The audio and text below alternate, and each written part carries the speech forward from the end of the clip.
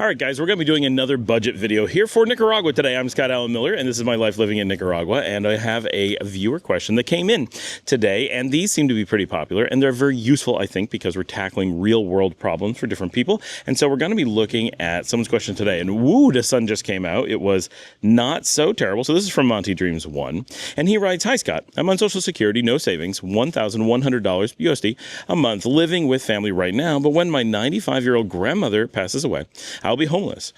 How well could I live in Leon, Nicaragua as a single man? I would need air conditioning. Thank you." So $1,100 budget here in Leon, Nicaragua, which is where I live. So for viewers of my show, you're often seeing Leon more than other cities. And we're going to move the camera a little bit because we went from very pleasant to super hot. I have a black hat on. By the way, thanks to my buddy Orlando who got me this hat from Guatemala. I absolutely love Gallo Cerveza.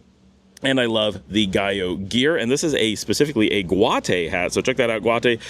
Many of my viewers know, we talked about it on the live stream last night, my favorite city in the world, or at least in the Western Hemisphere, is Guatemala City, whose nickname is Guate, and so this is a city hat for my favorite city with one of my favorite beers, and I love their fashion. My orange hat that I wear is a Gallo hat as well. So let's head over to a spot that's a little bit more shaded and talk about what a single retired Social Security pension lifestyle in Leon, Nicaragua is potentially going to be like. And it's a little bit more. I think this is a question of how well can you live, not just oh, there we go. See, now it's nice. Not just what the budget is going to be. All right, hopefully this is a little bit better. And so let's start with the very first thing, and that is that at a budget of $1,100 on Social Security, so this is American Social Security, obviously that means something important, and that is that Social Security counts as a pension.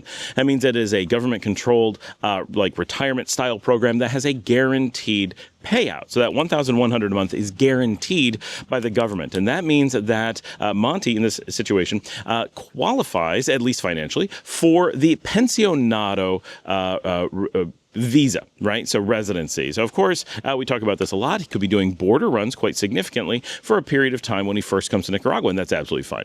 But when it comes time for him to make the decision, or the time comes to get residency, presumably he's going to move here full time, and that's something he's going to want at least someday, then he's going to qualify for the simplest of all things. Of course, the spousal is the easiest. Just get married and then you automatically get a visa, but that one disappears should you get divorced or something. And as far as I know, if you become a widow, it also disappears. I'm not 100% sure on that, or a widower.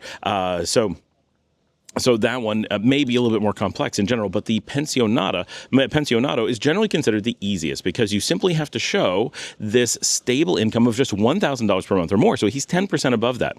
And that gives us an important insight. So there's two key facts that we can derive from that. And the chewing sound, I'll try to swing over here. You might be able to see my dog is chewing something and making a lot of noise, but she loves being out here with me. So she's so sweet. So at $1,100 on a fixed income like this means that Nicaragua recognizes $1,000 a month, 10% less, as being the amount that they feel is significant enough that you'll be able to live comfortably, within reason, here in Nicaragua and not be at any significant risk of becoming a burden on the state, a burden on the country of Nicaragua. And so, which is, of course, very important to them. They can't have expats moving in great numbers and then depending upon the Nicaraguan people to take care of them. They simply don't have the financial resources to do that. So this is a very important thing that Nicaragua, as a country, as Migracion department, is specifically looking to protect the country against. And so with this means that not only does he meet the requirements, but he's 10% above that. So from a Nicaraguan governmental perspective, they feel that here in the country,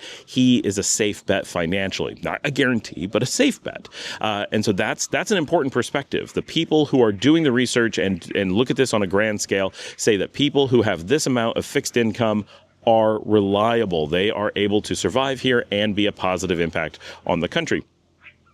From another perspective, Leon is the lowest cost of any major city in the country, at least from what our research indicates. And everyone seems to agree. I've never had a dissenting voice on this. So that means that of all of Nicaragua, this is his best bet. You could theoretically do better here than in other cities. Now, like Granada, yeah, it pretty much goes without saying that's a premium city, and this is a low-cost one. But even compared to a Chinandega, a Matagalpa, a Rivas, you're probably going to live a little bit better here. Not dramatically dramatically. We're talking small percentages, but when you're on a fixed income and a tight budget, those little bits will be noticeable. They could be the difference between being able to go out several times a month or needing to really hold back and so forth. So now, as a single guy, he's got a couple of options, right? He's got enough of a budget that he could be looking at an upgraded house, and that could be a place that he wants to spend his money. Maybe he really likes watching TV and movies and just wants to hang out in the house a bunch of the time. A lot of people coming from North America have this, at least when they first come. This may change for you over time. So I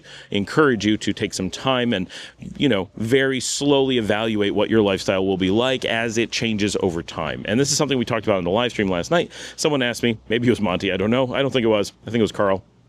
What things would I do differently in my first year? And for me, one of those is we were way too dedicated to being on the beach, and I wish we had spent more time really sampling different things to understand where we want to live. I feel it took us too long or unnecessarily long to really make some final determinations that here in the suburbs is where we wanted to be, in the barrio far out from the city. But those are things that maybe we could have sped up. And these are things that I encourage you to put in some effort to stay flexible so you can make those determinations. But one of the things that he can definitely do is he could get a very small apartment. Now, maybe he wants to cook for himself and such. So we'll say at a high end, such as the apartment that I have here in Leon, not the one that I'm standing in. That's $180 a month. That takes a little bit of work to find, but certainly I have found it, and other people from my channel have found that, or cheaper. And that is a 2-bedroom, 1-bath, really comfortable for us. Say if I was, a single guy and wanted some space to have like an office or a project room or a guest room for friends to come stay in, and I wanted a living room so I could watch TV, and I wanted a dedicated bedroom, right? So I can make it not super fancy, but quite comfortable.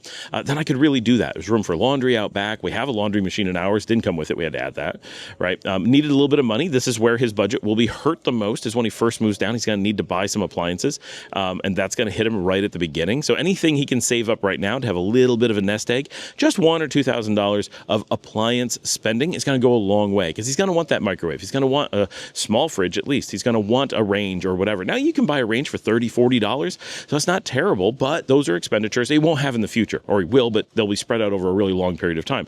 But that initial microwave, that initial refrigerator, those things, the initial set of plates and pots and pans and stuff, that stuff hits you right away, and those are relatively large expenditures compared to the monthly budget. So you do need to be prepared for some of that stuff as best as possible, or figure out how you can live without it. And of course, you can move in, get one bed, 2 sets of sheets, make do until you're able to get a second one somewhere down the road. You can get a microwave but not a range, or vice versa. You can do without a refrigerator and just eat at a fritanga for a month or whatever. There are things you can do. And of course, if you're on a really tight budget, you learn to work around limitations. That's going to happen anywhere. But they are things to be aware of. That initial move does have cost and will hit you a little bit. But from a month-to-month basis, once we're past that move-in cost, having an apartment like mine at $180 is really comfortable. Now, that's a lot of his budget, but it's less than 20%. It's really close to 15% of his budget. It may sneak in just below that. So that's really nice in reality. If he's then looking at something smaller, he can get into a 1-bedroom theoretically here in the city for about $120 per month. I almost said $120,000. That makes no sense. About $120 a month. And that would be even better for his budget. That would get him just a little bit over 10% of his budget on housing. If you think about living in, say, the United States, we generally say for people who are working full-time, you're going to spend about 1/3 of your budget on housing if things are healthy. And when things aren't, you could easily spend 2/3, which is tragic. But if you can get 1/3 of your expenditure to be on housing, you're in pretty good shape most of the time. It's a rule of thumb. So if he's able to get some of these places, we're talking about being way below that while on a really tight budget. Generally, the tighter your budget, the larger the percentage gets. If you're a millionaire, you're bringing in, $500,000 a year, you can easily get below that 1/3 of your budget being housing. Some people don't. They just want a bigger house. But for a lot of people who want to use their money more flexibly, they'll reduce it in the housing. So when you're on a tighter budget, you tend to see that percentage grow. And when you are more affluent, you tend to see it shrink. tend to. But some people, again, if you have $500,000 per month, you can spend $400,000 per month on housing and save the rest for everything else because you have so much money to play with. You can do whatever you want. But in general, you don't, because it's just a weird way to spend your money for most people. So let's assume the 180 number. I think that's a good number that gives them a really nice housing thing. Living here in Leon, of course, the biggest expenditure for basically anyone in this range is going to be food. And we talk about this a lot. Where is that money going to go for the food? And you can divide it by day. Simply take, whatever you want to spend. You're going to spend 900 of that. He can't, right? That would be his entire budget. Let's figure something like half that, $450 per month. Spread that out over 30 days. And he's looking at an expenditure of $15 per day on food. Now, of course, that's lean. That's not a ton of money. You can easily spend $15 in a single meal. But it's also really easy to cook at home and have a day where you're not going anywhere close to $15. So it's a flexible number to some degree, and depending on what your lifestyle is going to be like. Quite often I go out to dinner and only spend a few dollars. If I go out to a nice Italian restaurant, I can easily get away for about $8 to $10 on that dinner. Now, that's a fancy dinner. I wouldn't do that every day, even with a slightly larger budget. But if I am, then I got to eat the rest of the day as well. So that would only leave $5 for the rest of the day. But that's a day where you're going out and doing something fancy. And I only tend to eat 2 meals a day. So that would be $5 for another meal, which is totally doable, especially if I'm eating at home. Maybe I'm having a bowl of cereal, I'm making some eggs and toast, or I'm making myself beans and rice, or someone's making it for me, or I'm buying it at a fritanga. When I go to a fritanga and buy food, I'm often able to eat for $3 to $4. That's with someone else cooking. I don't have to have anything in the home. Like, let's just go out and get some food. So you can see that it'll be tight, but it'll be doable. And that's assuming $450. He could go above that. That's trying to cut it on the lean side. If he went up to $20 per day, that's $600 of his budget. That's a lot, but that's reasonable when you're talking about that amount of food. Some things I'll have to consider, of course, is you'll want some entertainment budget. So you're going to be getting beers and such, or whatever for most people. You're going to want some transportation budget. You're going to want to take taxis and stuff, or you're going to want to walk. Now, I live outside the city center, but my apartment that I have, which is also outside the city center, it's in a barrio. You're going to be in a barrio at these prices, but that's okay. Barrio living can be very nice. I'm able to take the city buses everywhere really easily from right in front of my apartment. Now, I don't tend to do that because I'm always working and I have a car, but you won't need a car. If you're living here in Leon, you absolutely do not need a car. Even if you're going into Managua, you can easily take the city buses. If you're here in Sutiava, like I am, you have access to buses that go out to the beach and into the city, and they cost far under 50 cents, sometimes under 25 cents. You can walk to the new terminal, which is here in Sutiava. It's going to have a bunch of buses that go all over. There's a lot of food that can be purchased, like in Sutiava's square. There's a church and a big plaza and everything. There's lots of restaurants there where you can buy food for well under $10 for a big meal, and sometimes under $5, right? You can get hamburgers and hot dogs and pizza and tacos, and not a huge range of things, but a reasonable range of things. Fried chicken, for sure. Plus, there's regular restaurants within not too far, and fancy places like Twins with, steak dinners and air conditioning. But certainly that's a tougher budget item. But within reason to once in a while be able to splurge on those things, for sure, if that's a priority. Now, of course, you're going to want internet. Let's talk about cell phones. That's going to cost you about $12 per month to have the service. Of course, you want to budget for replacing your phone from time to time. Phones are pretty cheap here, though, so you're only looking at a few $100s rather than thousands in many cases. Depends on what you like, but we have really good Xiaomi, Redmi, Honor, Huawei phones, really high quality phones here that are generally not available in the United States and often not available in Canada, and that's going to give you some really great options and allow you to get into a cheaper ecosystem. If I'm going to be spending a lot of time at home, I don't spend so much on my cell service, so sometimes I save money on that. And my dog is digging. I'm trying to make sure she's not making a mess. But about $12 a month gives me continuous high-quality service on Claro or Tigo, whatever one makes sense. Most people are going to want internet service for home, so you have Wi-Fi in the house and don't have to use your Claro or Tigo when you're at home. That way you can download things, stream Netflix or whatever. So budget for your streaming services. Probably you're going to want to re-sign up for them from here. We generally have lower prices here, so Netflix is going to save you a few bucks. Most of those things will save you a little bit. Probably eliminate some of them. There are alternative means of getting stuff down here, so you may save some money there. Of course, anything you're going to buy, like you're going to want laptops or TVs or whatever, probably you're going to want to ship them in on Amazon or something. So So, budget the same as the U.S. Just plan that you're going to have to ship it. It's going to take a little bit longer. Sometimes you can get better deals here. We're going to talk about that in an upcoming video, like how you can approach shopping and stuff here in order to really leverage the more powerful, better prices that we can get here than other places. But internet for home, generally, you're going to be looking around $35 for the average person, especially on a tighter budget. You're probably going to go with Claro with their cable internet for home, about $35. You can generally get, I believe you can get a package for that at that price with television. They'll also give you a phone, but who cares? Don't plug that in. But having, regular TV, so you have all the cable channels. I don't know why anybody cares, but, some people say they like it. Alan watches it, right? So, hey, some people like it. I've had it and never bothered plugging it in. I don't know what I would do with it. But if that's something you want, it's there. And of course, you can get YouTube for free to watch my shows, and that's enough entertainment for just about anybody. You can get Netflix for relatively cheap. You get all the streaming services are available here if you want them. Plus, like I said, you can use things like Jellyfin and save a lot of money on that too if you want to put in a little bit of effort. And of course, if you're on a fixed budget, sometimes that little bit of effort goes a long way, and you can get really nice things with having just a little bit of time to be creative. And that's if you even want a TV. So if you don't want a TV, you can save that, right? If you're never going to use the internet, save that money. But for the average person, you're going to want to budget that stuff in. And those are your big budget items most of the time. The transportation could hit you, depending if you want to travel around the country and stuff. If you want to stay in hotels around the country, you're going to want to budget for that, right? It's going to be a bit of expenditure. But if you look at the numbers we've been saying, right, we're trying to allow a little bit of buffer here. So you got that $180 for your rent. You've got that transportation. Let's just figure a couple bucks a day. You've got that food budget. We're figuring $15 a day. We've got that internet and cell phone together. It's going to be under $50 for the month. You may have some water expenses. A lot of us get bottled water, right? So I was saying the other day, when I have a truck come, we spend about $21 for the largest load, but that's like 60 gallons, I think, that we get. So this is for, my household of 5 people. Plus, there's always other people here. Like, as I'm recording this, I have a 6th person that's here, 2 people that are coming, 1 that's coming and going, plus my security guard is here 24 hours a day. So that's another human that lives here full time. So we're really at about 10 people that we supply with that water, and 60 gallons gives us 2 to 3 weeks.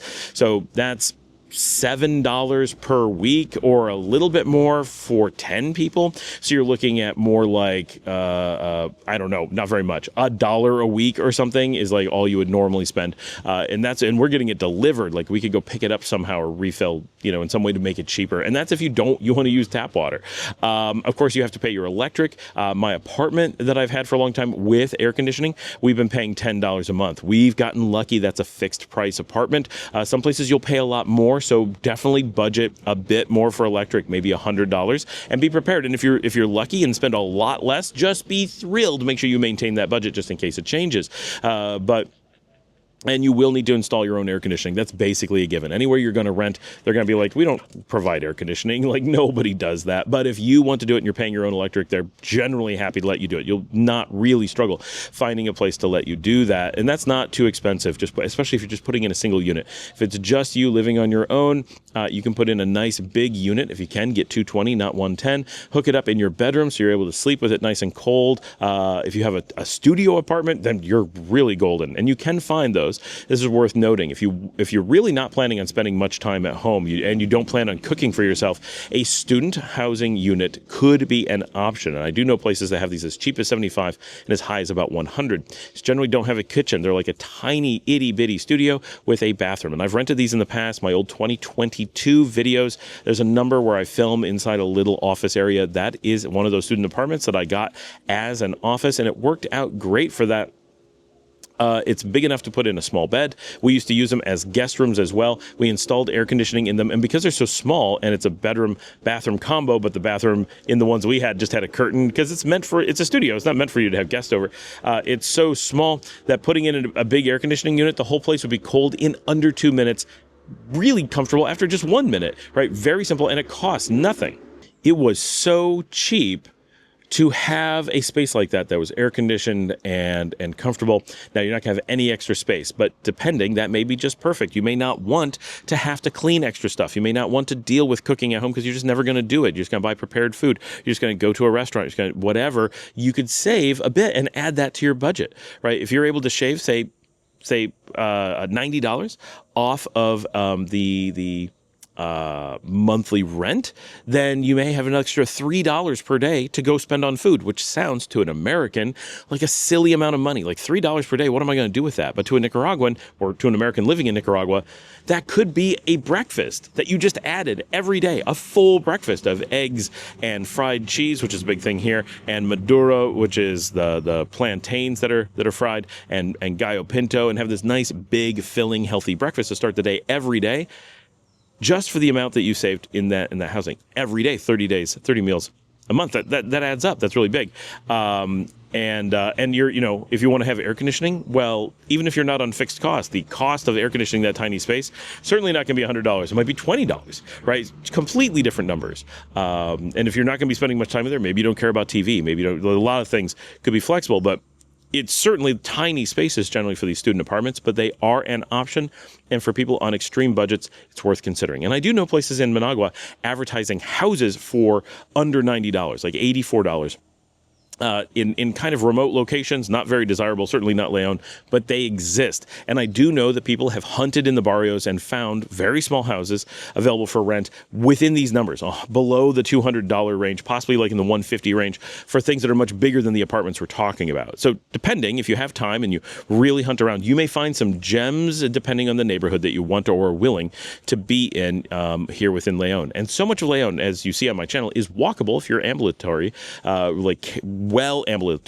You're able to get to all different parts of the city, and you want to go to a local bar and have beers with the local friends you've made, easy and very affordable, right? I'm going to go out to Via Via tonight, which is a big foreign European-owned club. It's going to have a major band in from Managua. It's like a big event. Place is going to be packed, and it'll seem like a cost premium kind of activity for the night. And the reality is that I'm going to take several people with me, and my entire budget for the whole night, paying for between 5 and 10 people that go with me, will be under $20. Now, we're not getting dinner and stuff, but we're getting drinks and maybe some snacks, and it's rare for us to spend even above $10. And sometimes I've got an entire evening because it's just me. I might be there for $3, and that's going out to a more premium spot. You're paying extra for that. Not a ton extra, but a little. If I was just going out to my neighborhood Nicaraguan bar and having a couple Tonias in an evening, I may spend just $2, $3 for the whole evening hanging out with some people. And you could get seltzers, and sometimes you get, deals on stuff. You get, 3 for the price of 2 or whatever. Look for those things, and you'll save a lot of money. And it really doesn't have to be very expensive. And if you're going out and getting, chicken or beans and rice or, tostones or something like that, you could be eating for just a couple bucks on a night out and have a couple beers with that and have like entertainment and stuff. And live music is just everywhere. Karaoke is often free. There's just so many things. And like Wednesday nights, even going out to the expensive Expat karaoke night on the beach, right? You can get out there on a bus for like 35 cents or something. You could often get a ride with someone in the expat community who's running out there. They'll bring you back when you're done. You may not have to spend anything. Go out, buy 2 beers while you're there. You're good for the night, and hang out at the expat and have a whole evening at Encontiki singing, right? Just as an example of how cheaply you may be able to pass an evening here while you're actually going out and doing something. And now, part of this budget, hopefully we're going to leave you enough that you want to be able to out and do stuff. You want to get involved in the community. You want to have activities. You don't want to just sit at home. And we're trying to make it that you see a budget that allows that to happen. Of course, if that's not things you want to do, have a nicer house, have more things at home, spend more money there, fine. You want to cook for yourself? That's what you like to do? Spend your money in more kitchen stuff, less on restaurants. Absolutely. Now, you're going to want to shop in the markets as much as possible. You're going to want to learn how to do that. Avoid the supermarkets. That'll save you a lot of money. Learn to eat street food or local restaurants. That'll save you money. But we're giving you a budget that you have flexibility to do other things. And we want to leave you enough flexibility because as a single person, most people are going to want to look at being able to entertain to some degree. And this budget will hopefully allow you to do that. You're not going to be able to go baller. You're not going to be able to make it rain wherever you go, walk into every club and throwing cash around. Of course not, right? But are you going to be able to, presumably, right, if you're interested in girls, you hopefully can go to a bar, maybe meet someone, go out to one of these events like Via Via. There's lots of singles there. You could easily strike up a conversation, meet someone interesting and nice, and be able to still take them out to dinner. Maybe not every night, but you'd be able to affordably take them out on dates or meet people and do activities together and have a social life and be able to do things. And of course, some of the housing that we've talked about, like the 2-bedroom apartment, is certainly large enough if, things go well and you decide that you've met someone and you'd like them to be able to live with you, there is room for people to have, a couple living in one of these spaces and live comfortably, right? You have a bedroom space, a second bedroom if you have guests, or you have separate bedrooms, or you have a hobby room or a work room, an office. There's, separate living rooms. So if someone wants to watch TV while someone's sleeping, like, you have space to be able to pursue more normal living. And it's not just about how do you fit into a small room and make do. Of course, if you decide none of those things matter, you can find families. Now, this will take some work. It'll take some time. So don't plan on it in your first year. But you could easily find a family who's like, oh, we have an extra room and we'd love if you lived in the house, and maybe you spend only $50 and all you get is a room, and you're living like part of the family. That's an option that could happen depending on your lifestyle. That might be what makes sense, right? So it all depends on what makes sense for you. It all makes sense. It depends on what your lifestyle is likely to be, and what you want to do with it, and how you organically grow once you're in the country. Once you're living here, you will change, pretty much guaranteed. Even if you're retired and a little bit older, then you're going to change less probably than someone who's 20 and coming in like their mind's exploding, like, oh, this is a completely different lifestyle than I'm used to. You're going to be more set in your ways. But chances are, basically everyone we see who comes here, even people in their 70s and 80s, when they come here, have a lot of self-discovery, a lot of learning how they adapt to the environment, and a lot of just living a life that's a little bit different than what they had expected when they first moved, even if it's closer to it than for some others. So at the end of the day, I think an $1,100 budget, yeah, it's going to be just fine. It's fine empirically from what Nicaragua approves as an amount of money that makes sense to safely bring someone down. It makes sense from budgets that we've looked at. It makes sense from the budgets of people we've talked to who are here and are living on budgets. Maybe they have more income, but the budget that they're actually living on can be quite lower than that. I know people in the $850 range that say they're living quite comfortably. They managed to have their own house at that. Now, of course, they had some savings to get the house initially, but they're living in more expensive areas. They're not picking the lowest cost city and trying to live in the city where there's public transportation and everything. They're out where they need more expensive travel to go to the grocery store or the market or whatever, in a day-to-day basis and so forth. And we want you to be able to come down and enjoy your time here and be comfortable enough financially that you're not worried as far as how am I going to, pay for this. No, I think at $1,100 you have enough that, yes, you have to be very careful. Yes, you have to budget and plan and watch what you're doing. But I think you also have enough money to live quite comfortably, to eat quite well, to have activities, to have a social life, to come out and enjoy Leon in many different ways. And you're able to go to the beach, and you're able to hang out in the square, and you're able to go, even for when you're feeling like it, splurge on a esquites on the square, or go get popcorn, or go hang out with Russell from the channel and get her empanadas when you feel like it, right? You'll be able to do those things. You'll be able to walk by and get the refrescos in the street, and like all those kind of Nicaraguan things you'll be able to do. It's going to be a tight budget, but absolutely it can be done. Nicaraguans are living way below those budgets, are doing so with kids and paying expenses and all kinds of things that you probably won't have. Then you will have some expenses as an expat that Nicaraguans don't have, but you really do have a bit of breathing room here, and there will be a learning curve to learn how exactly to live at that budget really well. And even Nicaraguans have to put in some effort to do that. But you are bringing in enough money that if you were Nicaraguan, you are hundreds of dollars per month above the middle class mark. So you should be able to live like an entry to lower middle class Nicaraguan without much effort. So thanks for joining me. Thank you for the question. Like and subscribe. If you have any comments, get down in the comment section and, leave a comment or ask a question. If you want to contact me, you want any information about the social media that we use, like Nika Loro, Nika Graham, which are some interesting things. A lot of people on the live stream have signed up for that. Check the notes. Everything's in the show notes if you want to contact me. If you want to help support my producer, Marcela, who has a stage 4 Hodgkin's lymphoma, the GoFundMe for her is in the show notes. Everything that you could possibly want is there. And as always, do the things like liking, subscribing, and share on social media. Tell someone about the show, and I will see all of you tomorrow.